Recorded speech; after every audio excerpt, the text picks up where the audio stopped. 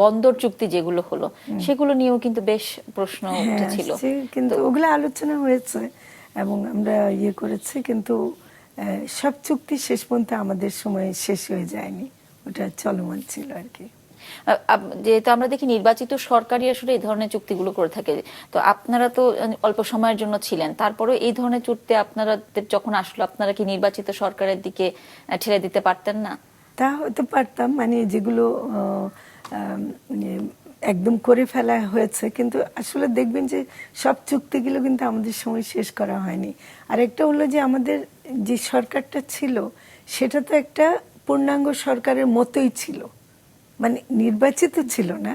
আর আমি নির্বাচিত কথাটাকে একটু কোয়ালিফাই করতে চাই, হ্যাঁ, কারণ আমরা আবার যদি বলি টোটালি অনির্বাচিত এটা ভুল বলা হবে, কারণ ছাত্র জনতারই আকাঙ্ক্ষার হিসেবে অন্তর্বর্তীকালীন সরকার গঠিত হয়েছিল। তো সেদিক থেকে ব্যালটে নির্বাচিত না হতে পারি, কিন্তু ওই আকাঙ্ক্ষারই একটা প্রতিফলন ছিল এই সরকারে, ফলে অনেক কিছু করার ম্যান্ডেট ছিল, তো করতে পারতো।